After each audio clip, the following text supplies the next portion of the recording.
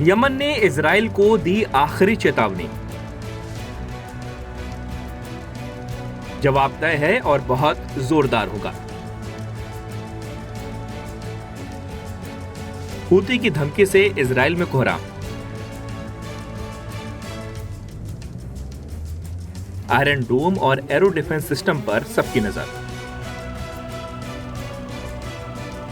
हूतियों की मिसाइलें बरपा सकती हैं कहर।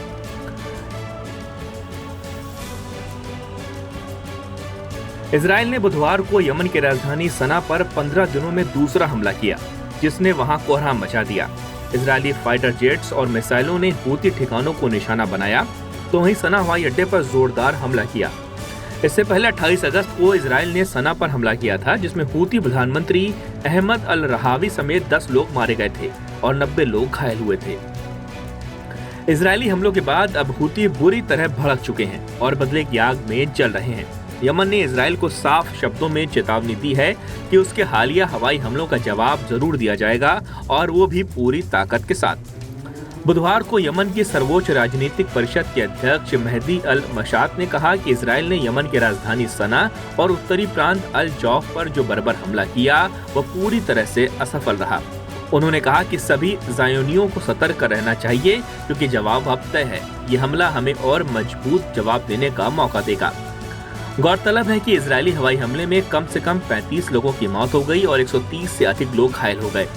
इसके जवाब में यमन की सेना ने जमीन से हवा में मार करने वाली मिसाइलों से हमला करने वाले विमानों को निशाना बनाया। यमन के सैन्य प्रवक्ता ब्रिगेडियर जनरल याह सारी ने दावा किया कि यमन की जवाबी कार्रवाई के चलते इजरायली फाइटर जेट्स बिना हमले किए लौटने पर मजबूर हो गए। जनरल याह ने कहा कि हमले का बड़ा हिस्सा नाकाम कर दिया गया और हमारी सेना तैयार है।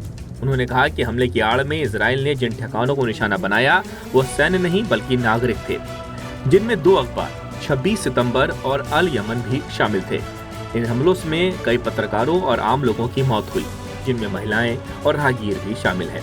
यमन ने यह भी आरोप लगाया कि इजराइल को अमेरिका और ब्रिटेन जैसे पश्चिमी देशों का खुला समर्थन मिल रहा है और इन्हीं की शह में वो पूरे अरब क्षेत्र में आम नागरिकों पर हमला कर रहा है।